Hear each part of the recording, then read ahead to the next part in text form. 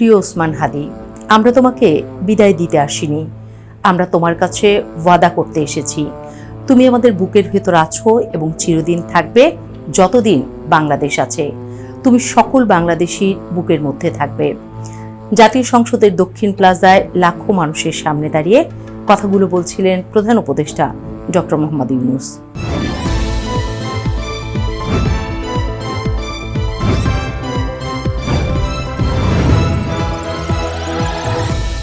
শরীফ ওসমান হাদি কোনো প্রতিষ্ঠিত রাজনৈতিক বংশের ছিলেন না ক্ষমতাসীন কোনো দলের মুখপাত্র। ছিলেন একজন তরুণ সংগঠক, যিনি রাজনীতিকে দেখতেন নৈতিকতার জায়গা থেকে। ক্ষমতায় যাওয়ার জন্য কোনো শর্টকাট হিসেব বেছে নেননি যিনি। ইনকিলাব মঞ্চের আহ্বায়ক হিসেবে হাদি পরিচিত হয়ে ওঠেন একেবারে ভিন্ন কারণে। তিনি রাজনীতি করতেন পোস্টার ব্যানারে নয়, মানুষের দরজায় গিয়ে। চাঁদা তুলতেন না গোপনে, প্রতিটি টাকার হিসাব প্রকাশ করতেন প্রকাশ্যে। তিনি বলতেন, রাজনীতি যদি স্বচ্ছ না হয় তবে পরিবর্তনের কথা বলার অধিকার নেই।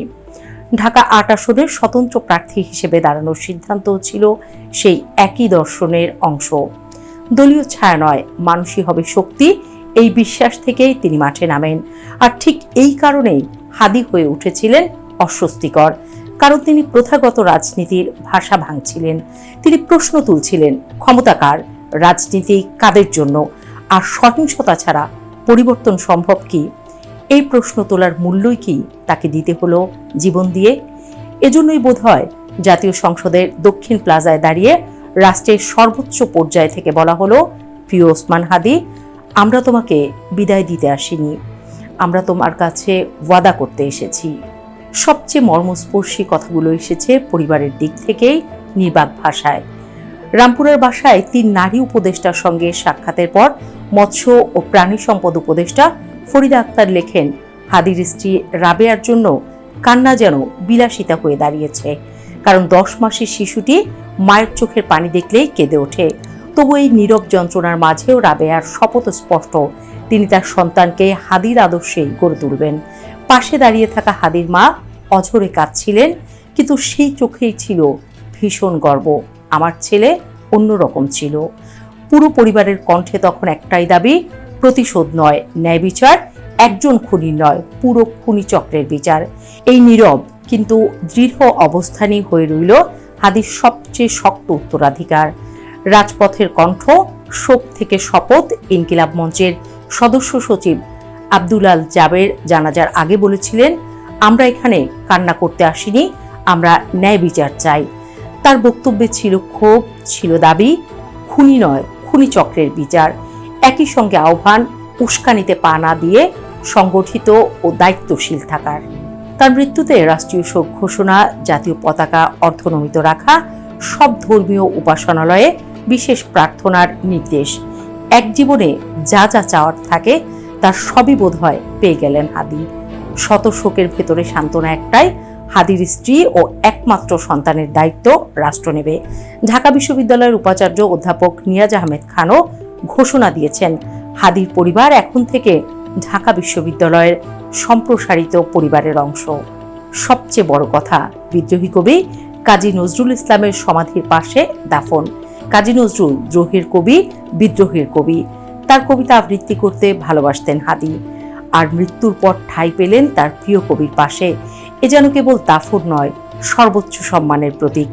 বিশ্ববিদ্যালয়ের সিন্ডিকেটের সর্বসম্মত সিদ্ধান্তে নেয়া এই পদক্ষেপ হাদিকে ইতিহাসের অংশ করে তুলেছে নিঃসন্দেহে। হাদির মৃত্যুতে সাংস্কৃতিক অঙ্গনও স্তব্ধ। সঙ্গীত শিল্পী কনক চাপা বলছেন, হাদির নাম ব্যবহার করে যারা সহিংসতা বা ভাঙচুর চালিয়েছে তারা কখনোই হাদির আদর্শের প্রতিনিধি নয়। তিনি স্মরণ করান হাদির কথায়, আমি আমার শত্রুর সঙ্গেও ইনসাফ করতে চাই। অভিনেত্রী নুসরাত ইমরোজ তিশা লিখেছেন, শহীদ ওসমান হাদি আমাদের স্বাধীনতা ও সার্বভৌমত্বের প্রতীক হয়ে থাকবেন। চিত্রনায়ক সিয়াম আহমেদ তার পোস্টে কাজী নজরুল ইসলামের পংক্তি উল্লেখ করে লেখেন, নিঃশেষে প্রাণ যে করিবে দান, ক্ষয় নাই তার ক্ষয় নাই। এই পংক্তির মধ্য দিয়েই তিনি হাদির আত্মত্যাগকে স্মরণ করেন। মডেল অভিনেত্রী পিয়া জান্নাতুল বলেন, হাদির মৃত্যু আমাদের আবার মনে করিয়ে দেয়, মানব জীবনের মূল্য সবচেয়ে বড়, আর ভবিষ্যতের পথ হতে হবে শান্ত ও ন্যায়ভিত্তিক। এই শোকের প্রতিধ্বনি শোনা যায় ক্রীড়াঙ্গনেও। জাতীয় দলের ক্রিকেটার তাওহিদ হৃদয় লেখেন, যে সংসদ প্রাঙ্গণে যাওয়ার জন্য হাদি ভাই লড়াই করেছিলেন, তিনি সেখানেই পৌঁছেছেন বীরের বেশে, কোটি মানুষের দোয়া ও ভালোবাসায়। নিন্দা ও নিরপেক্ষ তদন্ত চায় জাতিসংঘ। হাদি হত্যাকাণ্ডের তীব্র নিন্দা জানিয়েছেন জাতিসংঘের মহাসচিব অ্যান্তোনিও গুতেরেস।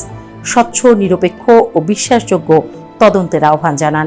বিবৃতিতে রাজনৈতিক সহিংসতা ও মত প্রকাশের স্বাধীনতার উপর হামলাকে গ্রহণযোগ্য নয় বলা হয়। এতে হাদির মৃত্যু আন্তর্জাতিক উদ্বেগের প্রতীক হয়ে ওঠে। একজন মানুষকে হত্যা করা যায়, কিন্তু আদর্শকে নয়। হাদি চলে গেছেন, কিন্তু রাষ্ট্রের প্রতিশ্রুতি, মানুষের ভালোবাসা, সংস্কৃতির সংযম আর পরিবারের দৃঢ়তা মিলিয়ে তিনি রয়ে গেলেন প্রশ্ন হয়ে। আমরা কি পারবো তার স্বপ্নকে বাস্তব রূপ দিতে? হাদি হওয়া যায় না, হাদি তৈরি করা যায় না। হাদিরা জন্মায় কালান্তরে একবার।